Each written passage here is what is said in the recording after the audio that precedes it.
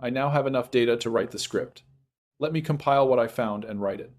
Pest control annual contracts: $300, $900, year average. Monthly visits: $40, $75. Initial inspection: $150, $300. DIY insecticidal soap works by disrupting cell membranes, exoskeletons of soft-bodied insects on contact.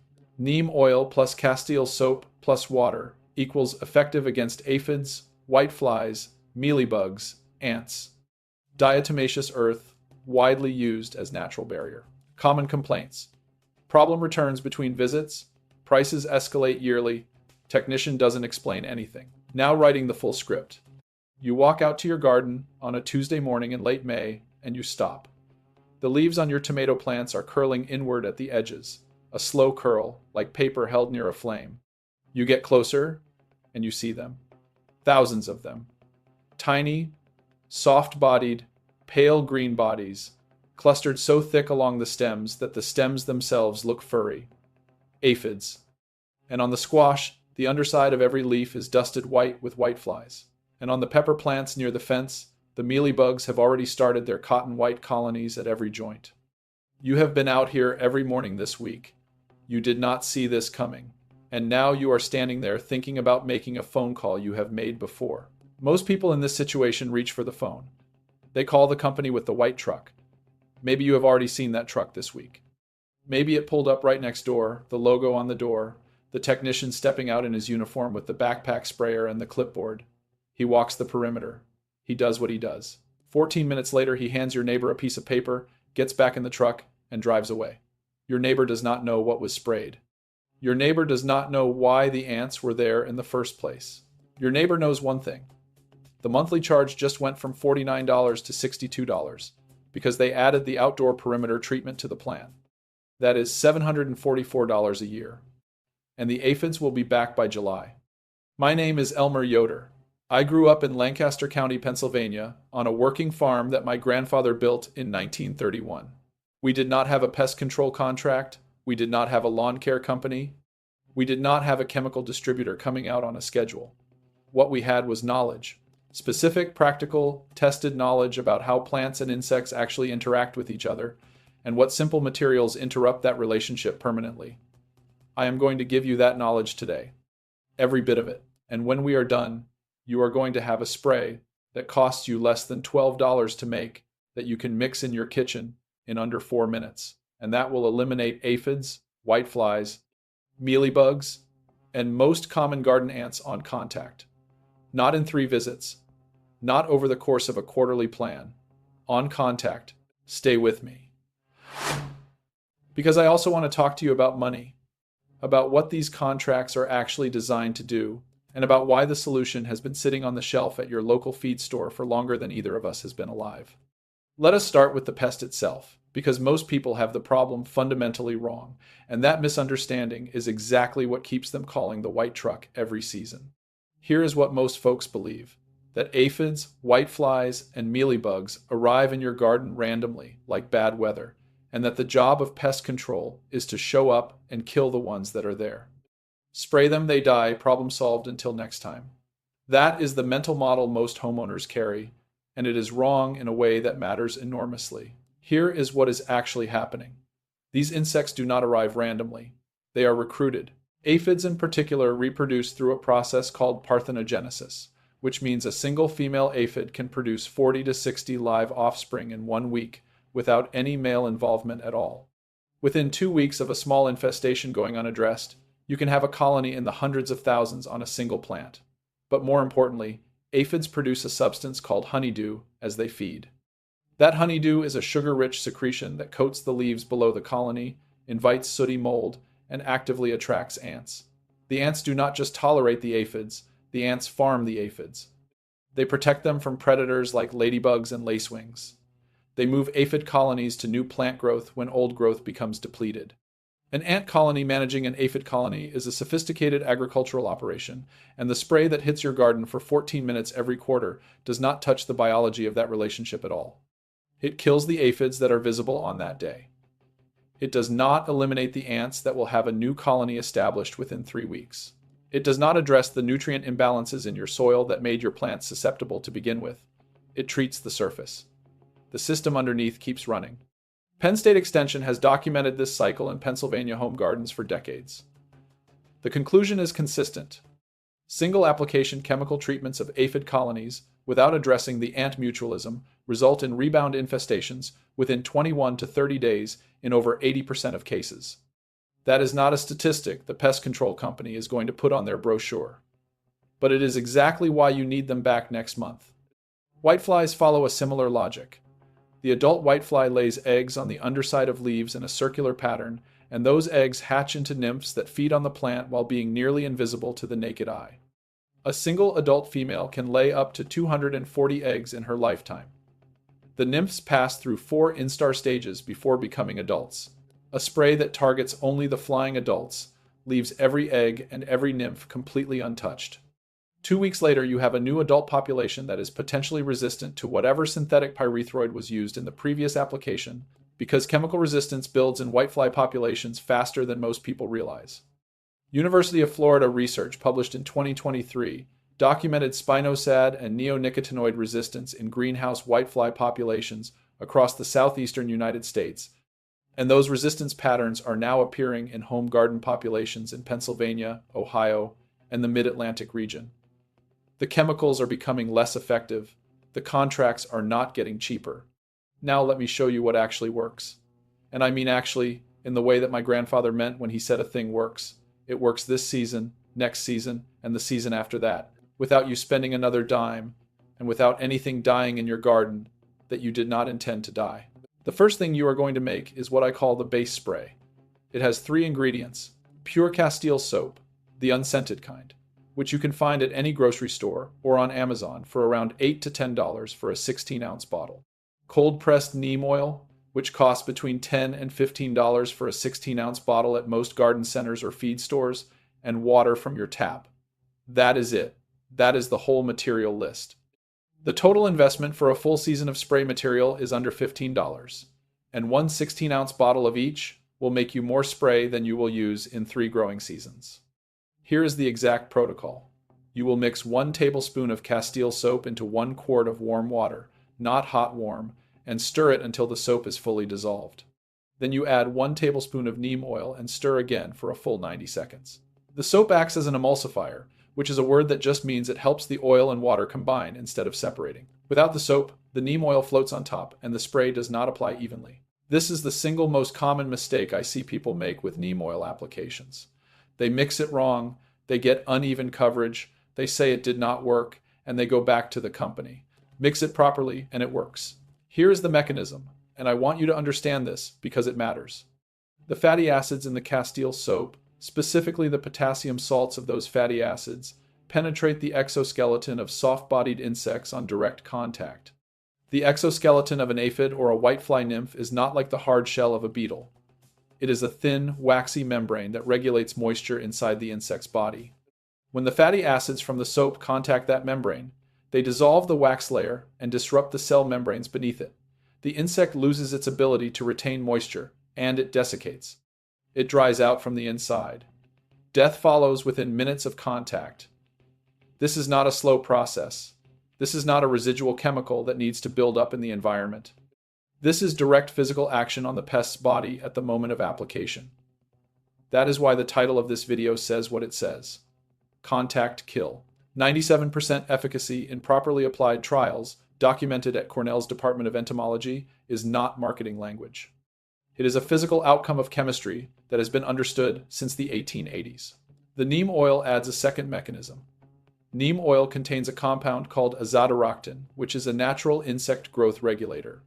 When insects ingest plant tissue that has been treated with neem oil, or when nymphs and larvae come into contact with it, azadirachtin interferes with their hormonal systems. Specifically, it mimics the insect's juvenile hormone, which prevents the insect from progressing through its normal development stages. Larvae cannot molt. Nymphs cannot become adults. Adults exposed to it often stop laying eggs entirely. This is the long game component of the spray. The soap kills what is there today. The neem disrupts reproduction for the next 2 to 3 weeks. Together, they break the cycle at 2 points simultaneously instead of 1. Apply the spray in the early morning or in the evening, never in midday sun. The soap component can cause mild leaf burn if applied when the sun is strong and the water evaporates too quickly, concentrating the solution on the leaf surface. Morning application gives the spray time to do its work and dry before the heat of the day. Evening application works equally well. Spray every leaf surface, and I mean every surface. The underside of every leaf is where the eggs are, where the nymphs feed, where the adults rest. If you only spray the tops of the leaves, you are doing half a job. Get underneath. Get into the joints where the stems meet. Get along the main stalk. Be thorough the first time, because one complete application done properly is worth 3 incomplete ones. Tell me in the comments below, what pest is giving you the most trouble in your garden right now? Is it aphids, whiteflies, mealybugs, or something else entirely? I read every single one of those comments, and sometimes the answers people share down there are as valuable as anything I put in the video itself. Now, the base spray handles your aerial pest problem, but we said we were going to address the ant relationship too, because without doing that, your aphid problem will return regardless of how well you spray. The ants are the farmers. You have to interrupt the farming operation, not just harvest the crop they are tending. This is where the second element comes in, and this one is even simpler. Diatomaceous earth, food grade. You can find it at any farm supply store, at Tractor Supply, at most garden centers, and online. A 4-pound bag costs between $8 and $12 and will last you multiple seasons. If you are not familiar with it, diatomaceous earth is the fossilized remains of tiny aquatic organisms called diatoms. Under a microscope, the particles are razor sharp. To a human being, running it through your fingers, it feels like talcum powder. But to an ant, or any other exoskeleton-bearing insect walking through it, those microscopic edges cut through the waxy coating of their exoskeleton. The insect dehydrates and dies, typically within 48 hours of sustained exposure.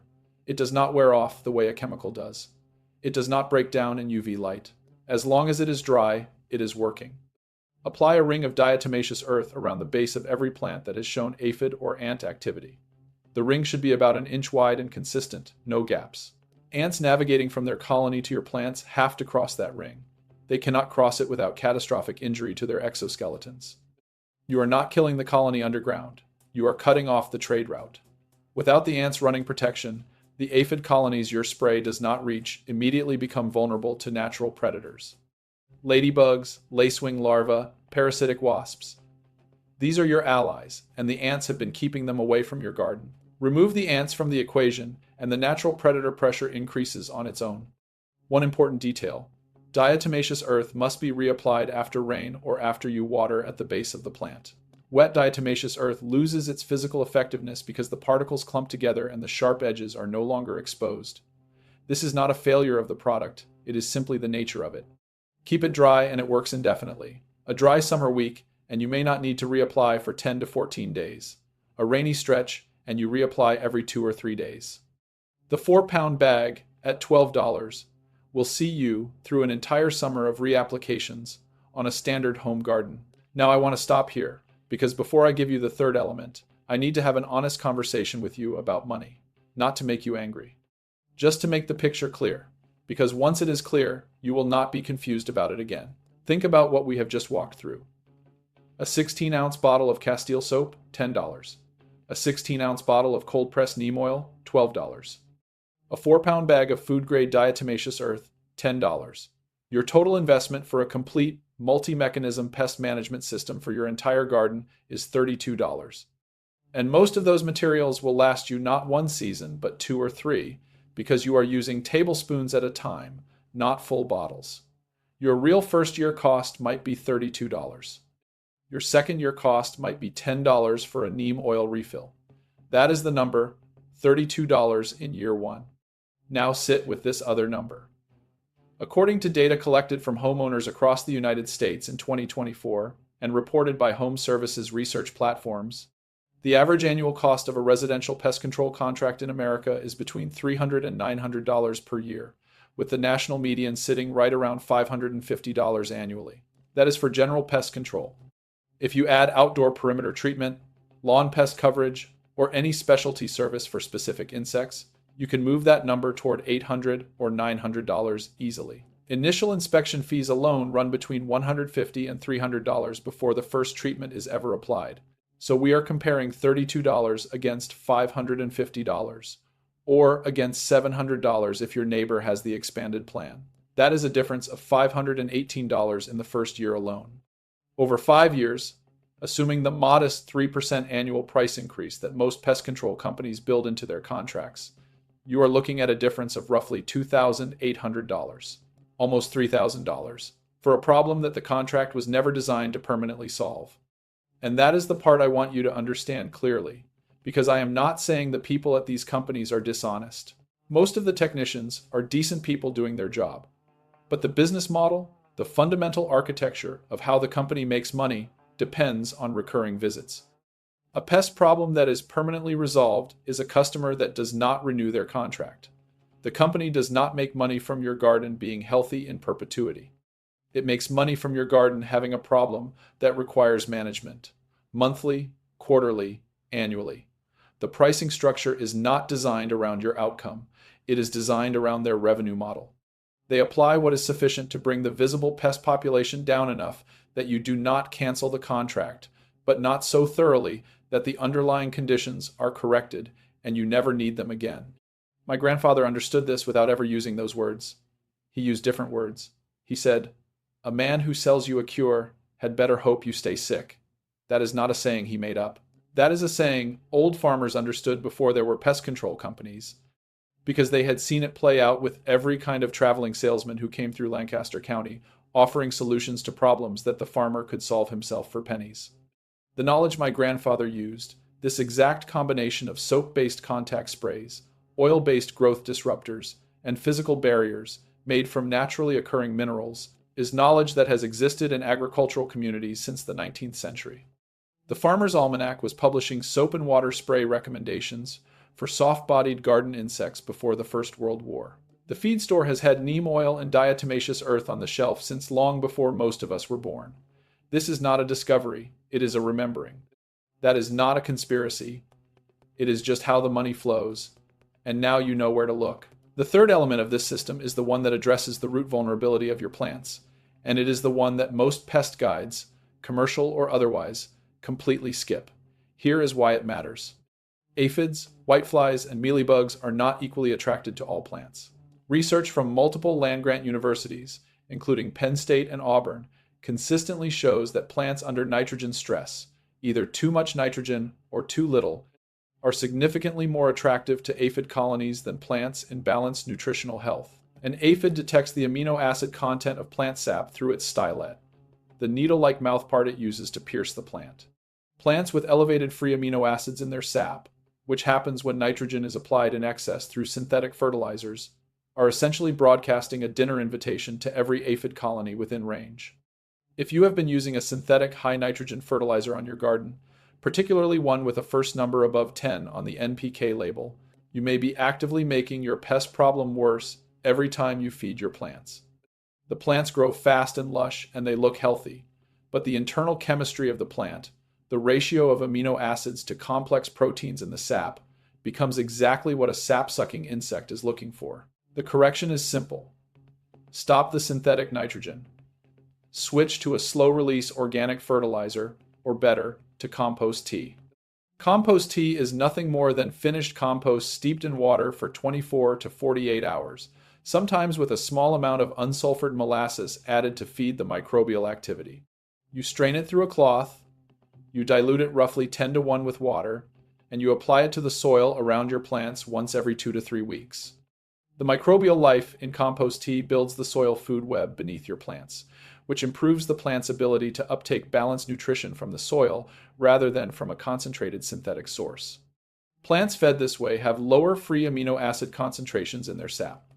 They are measurably less attractive to aphids. This is not folklore. This is plant physiology, and it has been documented in peer-reviewed agricultural journals repeatedly over the past 3 decades. My grandmother did not know the phrase soil food web. She said, "A healthy plant takes care of itself mostly, and a weak plant asks you for help it cannot give you." She was describing the same thing. Plants grown in genuinely healthy soil with balanced nutrition repel minor pest pressure naturally, through the chemistry of their own tissue. A plant screaming for nutrients with unbalanced sap is a target. A plant that is genuinely healthy is not. Your job is not just to kill the pests that arrive. Your job is to build a garden that is less interesting to them in the first place. The compost tea protocol fits naturally into your existing spray schedule. On the days you spray with the neem and soap solution, you are addressing the pests that are present. Every 2 weeks, you are also applying compost tea to the soil. Within one full growing season, most gardeners who use this combined approach report that the intensity of pest pressure drops noticeably. Not because the spray scared the insects away, because the plants themselves became harder targets. This is the long-term shift. This is the difference between managing a problem and solving it. Now let me give you the complete protocol from start to finish so you have a clear picture of what implementation actually looks like. First week of implementation, mix your base spray. Apply it thoroughly to every plant showing pest activity, covering every leaf surface including the undersides, every stem junction, and the main stalk. Do this in the early morning. Apply your ring of diatomaceous earth around the base of each affected plant. If you see ant trails leading to the plant, trace them back toward the colony and apply a heavier line of diatomaceous earth across that trail path. This breaks the highway immediately. Days 3 and 4. Inspect every plant. Look at the undersides of leaves with a magnifying glass if you have one. You should see a significant reduction in live pest population. Any remaining live insects should be resprayed directly. The eggs of whiteflies and the crawlers of mealybugs will not have been fully addressed by a single application. So this follow-up spray is important. Do not skip it. This is where most people declare partial success. See 90% of the population eliminated, and assume the remaining 10% will resolve on its own. They will not. They will rebuild the colony. Spray again on day 3 or 4. Day 7. Third application if there is still any visible population. At this point, you should also begin your compost tea program. Brew your first batch. Apply it to the soil around every plant in your garden, not just the affected ones. You are building soil health system-wide, not just putting out a spot fire. From this point forward, weekly inspection. Monthly spray as a preventive measure even when you see no active pest population. The neem oil component of the spray is at work systemically through the plant tissue after repeated applications, and the azadirachtin it contains remains mildly repellent to arriving insects even between